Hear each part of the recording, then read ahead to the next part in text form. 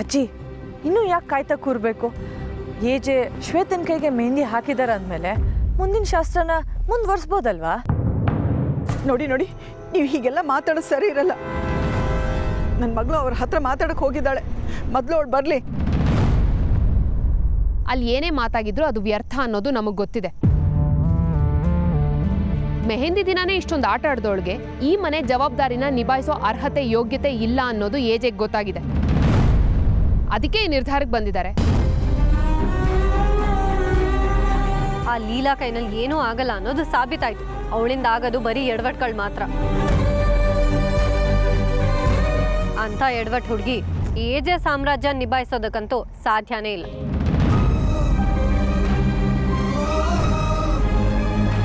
ಹೌದು, ಅದಕ್ಕೆಲ್ಲ ಶ್ವೇತನೇ ಸರಿಯಾದ ಹುಡುಗಿ.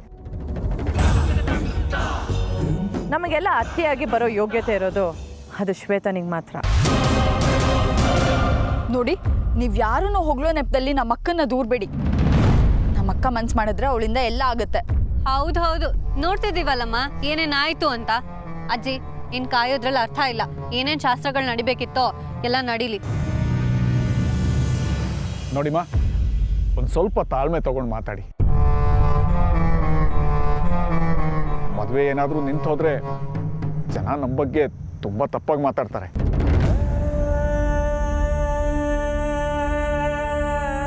ನಿಂತೋದ್ರೆ ಅನ್ನೋ ಮಾತು ಯಾಕ್ರಿ? ನಿಂತೋಗಕ್ಕೆ ನಾನು ಬಿಡಲ್ಲ. ಈ ವಿಷಯದಲ್ಲಿ ನಾನು ಕೆಟ್ಟೋಳಾಗಬೇಕಾಗುತ್ತೆ.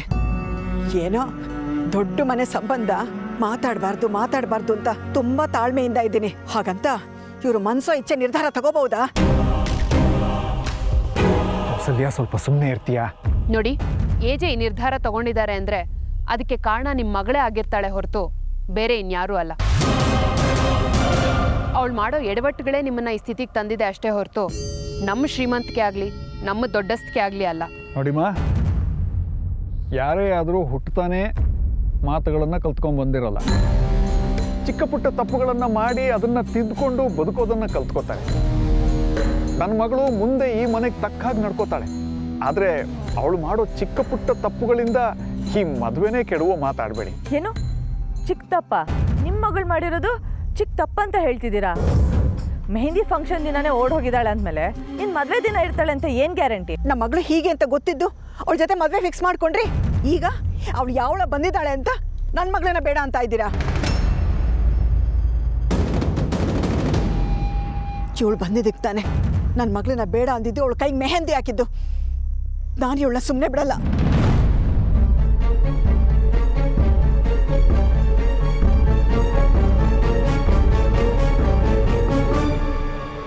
ಅಮ್ಮ ನಿಲ್ಸಿ.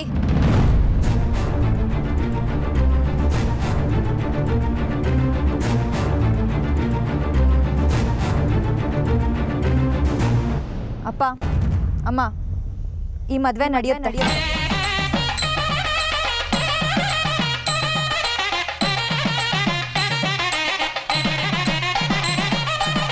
ಆದ್ರೆ ನನ್ನ ಜೊತೆ ಅಲ್ಲ.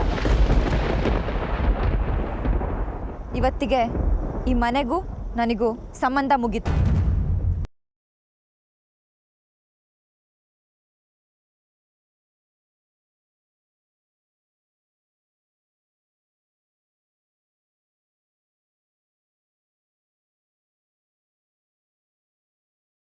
ಆಯ್ತಲ್ವಾ?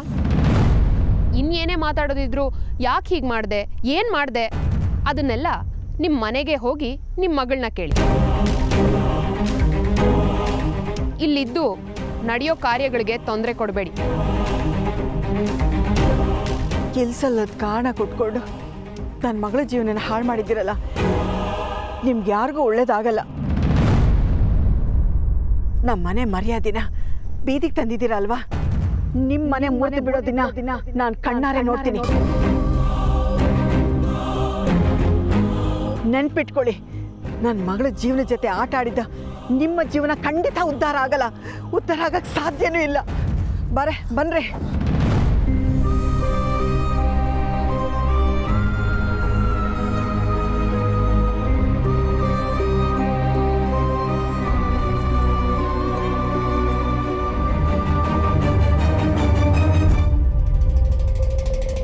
ಲೀಲಾ, ನಿಂತ್ಕೊಳ್ಳಮ್ಮ.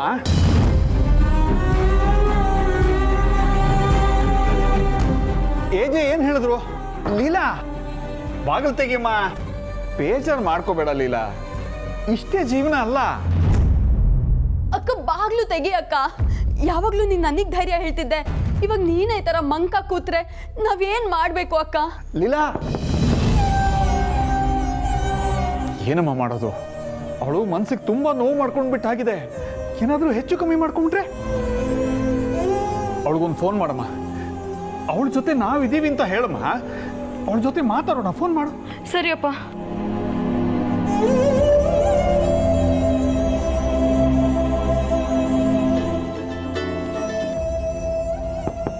ಅಕ್ಕ ಬಾಗ್ಲು ತೆಗಿ ಅಕ್ಕ.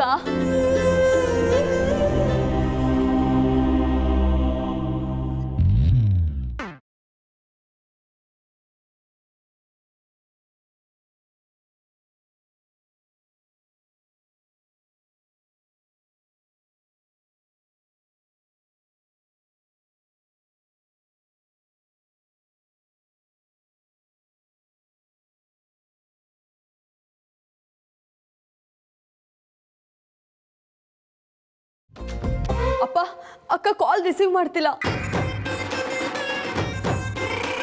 ಲೀಲಾ, ಯಾಕೆ ಹಾಗೆ ಬಾಗಿಲು ಬಡಿತಾ ಇದ್ದೀರಾ? ಅವಳಂಥದ್ದೇನು ಮಾಡ್ಕೊಡಲ್ಲ ಬಿಡಿ. ಅವಳು ಮಾಡಿರೋ ಎಡವಟ್ಟಿಂದ ನಾವೇನಾದರೂ ಮಾಡ್ಕೊಳ್ತೀವಿ ಅಷ್ಟೇನೆ. ಕೌಸಲ್ಯ, ಯಾವ ಹೊತ್ತಲ್ಲಿ ಏನು ಮಾತಾಡಬೇಕು ಅಂತ ನಿನಗೆ ಗೊತ್ತಾಗಲ್ವಾ? ಮೊದಲೇ ಬೇಜಾರಾಗಿರುವ ಆ ಮಗು ಮನಸ್ಸಿಗೆ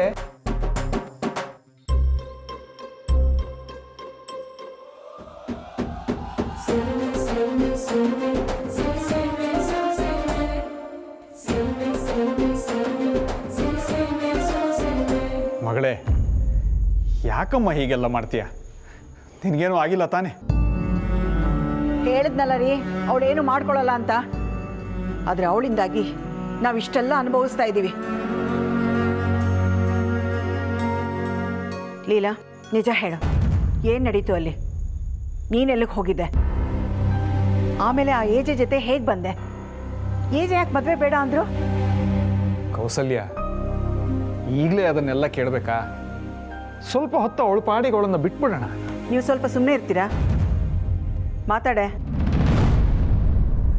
ಏನು ನಡೀತು ಅಲ್ಲಿ?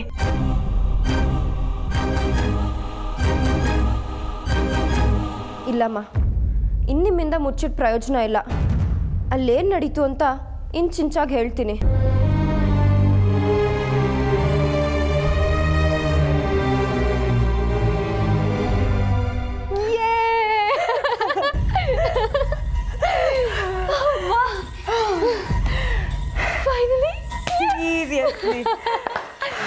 ಅಲ್ಲ ಸರು, ಆ ಏಜೆ ಲೀಲನ ಜೊತೆ ಕರ್ಕೊಂಡು ಬಂದಾಗ ನನಗಂತೂ ಭಯನೇ ಆಗಿತ್ತು. ಆದರೆ ಏಜೆ ಅವಳ ಮುಂದೆ ಶ್ವೇತನ್ ಕೈಗೆ ಮೆಹಂದಿ ಹಾಕಿದಾಗ ಹಾಲು ಕುಡ್ದಷ್ಟೇ ಸಂತೋಷ ಆಯಿತು. ಹಾಲಲ್ಲ, ಬಾದಾಮ್ ಹಾಲು ಅಂತ ಹೇಳು. ಬಾದಾಮ್ ಹಾಲು, ಆಲ್ಕೋಹಾಲು, ಒಟ್ನಲ್ಲಿ ಆ ಖುಷಿ ಕಿಕ್ ಕೊಡ್ತಿರೋದಂತೂ ಸುಳ್ಳಲ್ಲ. ಪವಿತ್ರ ಕಾಲ್ ಮಾಡ್ತಿದ್ದಾಳೆ, ಅವಳ ಹತ್ರನೂ ಈ ಖುಷಿ ಹಂಚ್ಕೊಳ್ಳೋಣ, ಆಯ್ತಾ? ಹಾಂ, ಹೇಳು. ಹಾಯ್ ಪವಿತ್ರ, ಏನು ಇಷ್ಟೊಂದು ಖುಷಿಯಾಗಿದೆಯಾ? ಏನು ಸಮಾಚಾರ? ವಿಷಯ ಇದೆ. ನೀನು ಇಲ್ಲೇ ಇದ್ದಿದ್ರೆ ಆಗಿದ್ದೆಲ್ಲ ನೋಡಿ ಸಖತ್ ಎಂಜಾಯ್ ಮಾಡಿರ್ತಿದ್ದೆ. ಹೌದಾ? ಅಂಥದ್ದೇನಾಯ್ತು? ಏನಾಯ್ತುನಾ, ಏಜೆ ಆ ಲೀಲಾ ಅನ್ನೋ ಹುಡುಗಿನ ಮದ್ವೆ ಆಗೋದೇ ಇಲ್ಲ ಅಂತ ಡಿಸೈಡ್ ಮಾಡಾಯ್ತು. ಇಲ್ಲಿ ಏನಾಯ್ತು ಗೊತ್ತಾ?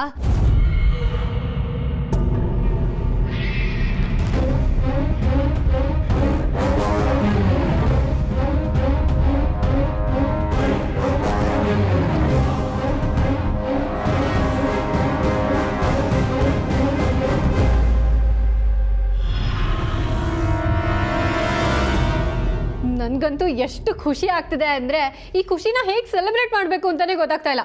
ಅಣ್ಣ, ನೀನು ಬೇಗ ಬಂದ್ಬಿಡೋ. ಬರ್ತೀನಿ, ಖಂಡಿತ ಬರ್ತೀನಿ. ಸರಿ ಆಗಿದೆ, ಬಾಯ್.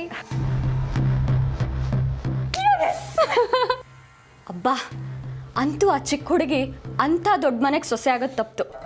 ಸದ್ಯ ಏಜೆ ಮನ್ಸು ಬದಲಾಯಿಸಿದ್ದು ಒಳ್ಳೇದಾಯ್ತು.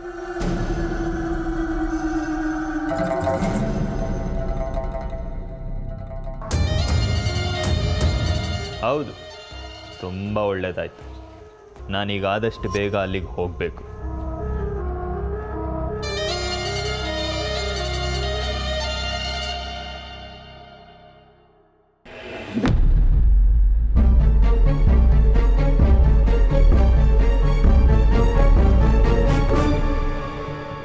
ನಿನ್ನಂತರ ಫೋಟೋ ಮುಂದೆ ನಿಂತು ಹೇಳು, ನೀನು ಮಾಡಿದ್ದು ಸರಿನಾ? ಹೇಳು ರಾಮ್, ನೀ ಮಾಡಿದ್ದು ಸರಿನಾ? ನೀ ಮಾಡಿದ್ದೆ ಸರಿ ಅನ್ನೋದಾದ್ರೆ ಅಂತರ ಆಯ್ಕೆ ಸುಳ್ಳ? ದೇವ್ರು ಕೊಟ್ಟ ಸೂಚನೆ ಸುಳ್ಳ?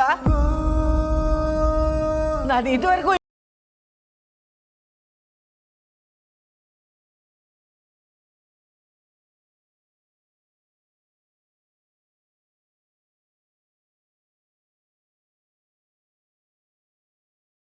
ದೇವಸ್ಥಾನದಲ್ಲಿ ನೋಡಿದಾಗಲೇ ಅವಳೇ ನಮ್ಮ ಮನೆಗೆ ಬಂದು ನಮ್ಮನೆ ದೇವ್ರ ಮುಂದೆ ದೀಪ ಹಚ್ಚಿದಾಗಲೇ ಅವಳನ್ನು ನಾನು ಅಂತರ ಜಾಗದಲ್ಲಿಟ್ಟು ನೋಡಿದ್ದೆ. ಎಲ್ಲರೂ ಲೀಲಾಯಿಂದ ಏನೂ ಆಗಲ್ಲ ಅಂತಾರೆ. ಆದರೆ ಅವಳಿಂದ ಏನೂ ಆಗದಿದ್ರು ಅವಳೇ ನಮ್ಮನೆ ಬೆಳಕಾಗಿ ಬರ್ತಾಳೆ ಅಂತ ನನ್ನ ಮನಸ್ಸು ಹೇಳ್ತಿತ್ತು. ಹಾಗಾದ್ರೆ ನನ್ನ ಮನಸ್ಸಿನ ಮಾತು ಸುಳ್ಳ ರಾಮ್? ಹೀಗೆ ಮಾಡೋರೆ ನಿನ್ನ ಉದ್ದೇಶ ಆಗಿದ್ದಿದ್ರೆ ಇಷ್ಟು ದಿನ ನಮ್ಮನ್ನೆಲ್ಲ ನಂಬಿಕೆ ಅನ್ನೋ ನೆರಳಲ್ಲಿ ತಂಪಾಗಿರಕ್ಕೆ ಯಾಕೆ ಬಿಟ್ಟೆ? ಈ ಥರ ಒಂದೇ ಸಲ ನಮ್ಮ ಕನಸಿಗೆಲ್ಲ ಬೆಂಕಿ ಹಚ್ಚಕ್ಕ. ಅಮ್ಮ, ನೀನು ಇಷ್ಟು ನೊಂದ್ಕೊಳ್ಳೋಂಥದ್ದೇನೂ ಆಗಿಲ್ಲ. ನಾನು ಮತ್ತೆ ಮದುವೆ ಆಗಬೇಕು ಅನ್ನೋದು ಅಂತರನ ಆಸೆ ಆಗಿತ್ತು. ನಮ್ಮನೆ ಸೊಸೆಂದಿರಿಗೆ ಒಬ್ಬರು ಅತ್ತೆ ಬೇಕು ಅನ್ನೋದು ಅವ್ರ ಬಯಕೆ ಆಗಿತ್ತು. ನಿನ್ನ ಆಸೆ ಈ ಮನೆಗೊಂದು ಸೊಸೆ ಬೇಕು ಅನ್ನೋದು. ಎಲ್ಲ ನಡೀತಾ ಇದೆಯಲ್ಲ, ಅದು ಲೀಲಾ ಆದ್ರೇನು ಶ್ವೇತಾ ಆದ್ರೇನು ಅನ್ಕೊಂಡಿದ್ದಾಗ್ತದೆ ಅಲ್ವಮ್ಮ? ಹಾಗಲ್ಲ ರಾಮ್, ನಾ ಲೀಲಾನೇ ಸೊಸೆ ಅಂದ್ಕೊ. ಪ್ಲೀಸ್, ಜೀವನದಲ್ಲೆಲ್ಲನೂ ನಾವು ಅನ್ಕೊಂಡಂಗೆ ಆಗಲ್ಲ. ಮದುವೆನೇ ಆಗಬಾರ್ದು ಅಂತಿದ್ದವನು ಇವತ್ತು ಭಾವನೆಗಳನ್ನ ಕೊಂದ್ಕೊಂಡು ಮದುವೆಗೆ ಒಪ್ಕೊಂಡಿದ್ದೀನಿ. ಸತ್ತಿರೋ ಭಾವನೆಗಳ ಜೊತೆ ಮಾತಾಡೋ ಪ್ರಯತ್ನ ಮಾಡಬೇಡಮ್ಮ. ಈಗ ಉಳಿದಿರೋದು ಉಸಿರಾಡ್ತಿರೋ ದೇಹ ಅಷ್ಟೆ. ಉಸಿರು ನಿಂತೋದ್ಮೇಲೆ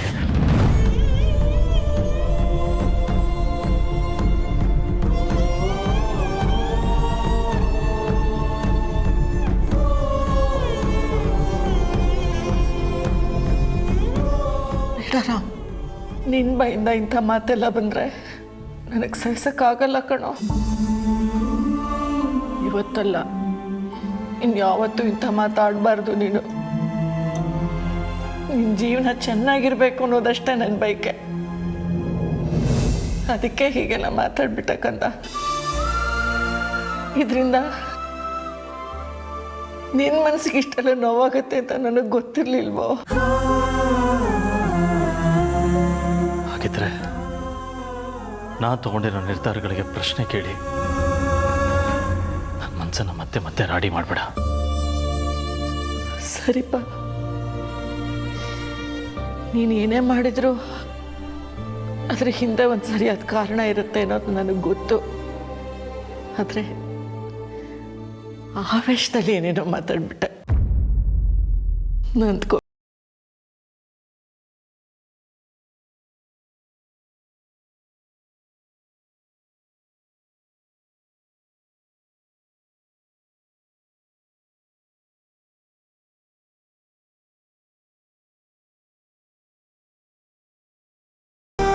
ತನ್ನ ಪ್ರಾಣನೂ ಲೆಕ್ಕಿಸ್ದೆ ಅವಳಿ ಮದುವೆಯಿಂದ ತಪ್ಪಿಸ್ಕೊಂಡು ಓಡಿ ಹೋಗಿದ್ದಾಳೆ ಅಂದರೆ ಅವಳಿಗೆ ಮದುವೆ ಇಷ್ಟ ಇಲ್ಲ ಅಂತ ಅರ್ಥ. ಹಾಗಿರುವಾಗ ಅವಳನ್ನು ಫೋರ್ಸ್ ಮಾಡಿ ಮದುವೆ ಆಗೋಕ್ಕೆ ಹೊರಟಿತ್ತು ತಪ್ಪು ಅಂತ ನನಗೆ ಅನ್ಸೋಕ್ಕೆ ಶುರು ಆಯ್ತಮ್ಮ. ಅವಳ ಜೀವನದ ಜೊತೆ ಆಟ ಆಡೋ ಹಕ್ಕು ನನಗಿಲ್ಲ. ಅದಕ್ಕೆ ನಾನು ಈ ನಿರ್ಧಾರ ತಗೊಂಡೆ. ಇದನ್ನೆಲ್ಲ ನಾನು ನಿನ್ನ ಹತ್ರ ಹೇಗೆ ಹೇಳಲಿ?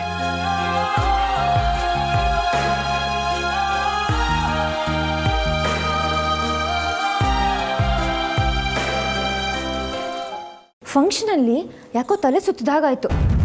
ಕಣ್ಣು ಮುಚ್ಕೊಂಡೆ. ಕಣ್ಣು ತೆಗೆದ್ರೆ ಯಾವುದೋ ಒಂದು ಗೋಡನಲ್ಲಿದ್ದೀನಿ. ನನ್ನ ಸುತ್ತಮುತ್ತ 5-6 ಜನ ರೌಡಿಗಳು. ಆಮೇಲೆ ಏನಾಯ್ತಮ್ಮ? ಅಷ್ಟರಲ್ಲ ಅದೆಲ್ಲಿದ್ರು ಅಲ್ಲಿಗೆ ಏಜೆ ಅಂಕಲ್ ಬಂದ್ಬಿಟ್ರು.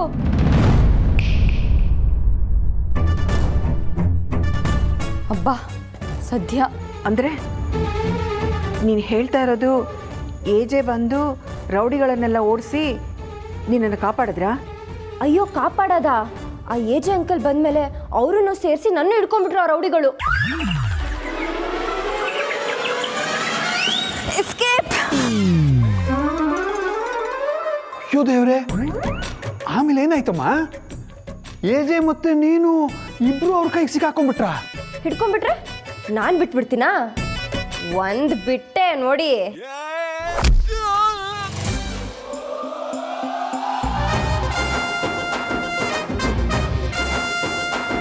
ಅಕ್ಕ ನೀನು ಹೊಡೆದಿ ಅವ್ರಿಗೆ?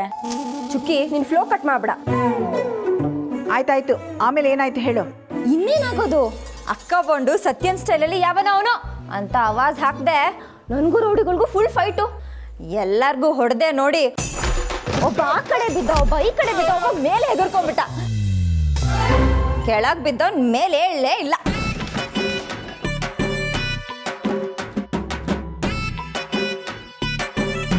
ಸೂಪರ್ ಅಕ್ಕ. ಒಳ್ಳೆ ಕೆಲಸ ಮಾಡಿದೆ ಕಣಮ್ಮ. ಇದೆಲ್ಲ ನಿಜನಾ? ನಿಜನೇ ಆದರೆ ಏಜೆ ಯಾಕೆ ಮದುವೆ ಬೇಡ ಅಂದರು? ಲೀಲಾ, ಕತೆ ಹೆಣ್ದಿದ್ಯಾ, ಕರೆಕ್ಟಾಗಿ ಗಂಟು ಹಾಕು. ಏನಾದರೂ ಯೋಚನೆ ಮಾಡು. ಇನ್ನೇನಮ್ಮ ಮತ್ತೆ ರೌಡಿಗಳ ಹತ್ರ ಸಿಕ್ಕಾಕೊಂಡು ಏಟ್ ತಿನ್ನುವಾಗ ಕಟ್ಕೊಳ್ಳೋ ಹುಡುಗಿ ಕಾಪಾಡಿದ್ಲು ಅಂದರೆ ಅವಮಾನ ಆಗಲ್ವಾ? ನಾಳೆ ದಿನ ಇವಳು ಕಟ್ಕೊಂಡ್ಮೇಲೆ ಈ ವಿಷಯ ಎಲ್ಲ ಹೊರಗೆ ಬಂದರೆ ಇವ್ರು ಕೊಟ್ಟಿದ್ದ ಬಿಲ್ಡಪ್ ಎಲ್ಲ ಟುಸ್ಪಟಾಗಿ ಆಗುತ್ತೆ ಅಂತ ಮದುವೆ ಕ್ಯಾನ್ಸಲ್ ಮಾಡಿರ್ತಾರೆ. ಇದೆಲ್ಲ ನಡೆದಿರೋಕ್ಕೆ ಸಾಧ್ಯನೇ ಇಲ್ಲ. ಯಾವುದೋ ಸಿನಿಮಾ ಕಥೆ ಹೇಳಿ ನಮ್ಮನ್ನು ನಂಬ್ಸಕ್ಕೆ ಬರಬೇಡ ನೀನು. ಕೌಸಲ್ಯ, ಏನೇ ನೀನು? ಆಗಿಂದ ಏನಾಯ್ತು ಹೇಳು ಹೇಳು ಅಂತ ಪೀಡಿಸ್ತಾ ಇದ್ದೆ. ಅವಳು ಏನಾದರೂ ಹೇಳಿದ್ರೆ ನಂಬಲ್ಲ. ಈಗಾಗಲೇ ಬೇಜಾರಾಗಿರೋ ಅವಳ ಮನಸ್ಸಿಗೆ ಮತ್ತೆ ಚುಚ್ಚಿ ನೋವು ಮಾಡಬೇಡ. ನೀನು ಒಳಗೆ ಹೋಗಿ ರೆಸ್ಟ್ ತಗೊಳಮ್ಮ.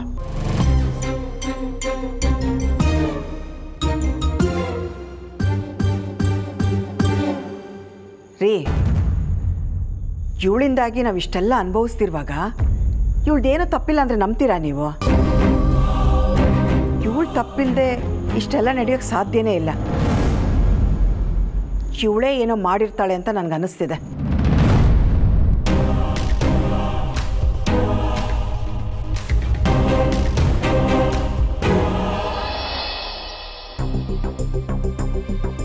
ನಾಗಲಕ್ಷ್ಮಿ ಅವರೇ, ಒಡವೆಗಳೆಲ್ಲ ಇವ್ರ ಮೈ ಮೇಲೆ ಇರುತ್ತೆ ಅಂತ ನಾನು ಅಂದ್ಕೊಂಡಿದ್ರೆ ಪಾಪ ಎಲ್ಲ ಮೊಬೈಲಲ್ಲಿ ನೋಡೋಂಗಾಗೋಯ್ತು.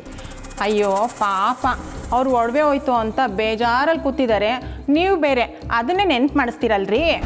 ಚೇಚೆ, ಅವ್ರಿಗೆ ಬೇಜಾರಾಗಿರೋದು ಒಡವೆ ಹೋಗಿದೆ ಅಂತ ಅಲ್ಲ, ಒಡವೆ ಜೊತೆ ಮರ್ಯಾದೆನೂ ಹೋಯ್ತಲ್ಲ ಅಂತ ಅಲ್ವೇನ್ರಿ ಕೌಸಲ್ಯ ಅವರೇ? ಅಯ್ಯೋ ಬಿಡಿ, ಅವ್ರಿಗೇನು ಅಷ್ಟೊಂದು ಚಿಂತೆ ಇಲ್ಲ. ಹಾಗೇನಾದರೂ ಚಿಂತೆ ಇದ್ದಿದ್ರೆ ಮದುವೆ ಮನೆಯಲ್ಲಿ ಮಗಳನ್ನ ಓಡೋಗಿ ಬಿಡ್ತಾ ಇದ್ರಾ? ಲೀಲಾ ಮನೆಗೇನಾದರೂ ಸೊಸೆಯಾಗಿ ಹೋಗಿದ್ದಿದ್ರೆ ಚುಕ್ಕಿ ಮದುವೆನ ಅದ್ದೂರಿಯಾಗಿ ಮಾಡಬೇಕು ಅಂತ ಅಂದ್ಕೊಂಡಿದ್ರು. ಆದರೆ ಈಗಲೂ ನನ್ನ ತಂಗಿ ಮದುವೆನ ಅದ್ದೂರಿಯಾಗೆ ಮಾಡ್ತೀನಿ.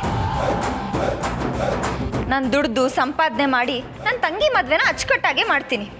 ನನ್ನ ಜೀವನನ ನನ್ನ ತಂಗಿಗೋಸ್ಕರ ಮುಡುಪಾಗಿಡ್ತೀನಿ. ಅಕ್ಕಪಕ್ಕದ ಮನೆಯವರು ನೋವಲ್ಲಿದ್ದಾಗ ಸಾಂತ್ವನ ಹೇಳಬೇಕೆ ಹೊರತು ಸಣ್ಣತನ ತೋರಿಸ್ಬಾರ್ದು. ಲೀಲಾ, ಇವರೆಲ್ಲ ಹೇಳಿದ್ರಲ್ಲಿ ತಪ್ಪೇನಿದೆ? ಈಗ ಇವ್ರೇನು ಹೇಳ್ತಿದಾರೋ ಅದೇ ತಾನೇ ನಡೆದಿರೋದು. ಇವತ್ತು ಇವ್ರು 4 ಜನದ ಬಾಯಿ ಮುಚ್ಚಿಸ್ಬೋದು ನೀನು. ಹಾಗಂತ ಇಡೀ ಊರಿನವ್ರ ಬಾಯಿನೆಲ್ಲ ಮುಚ್ಚಕ್ಕಾಗುತ್ತಾ?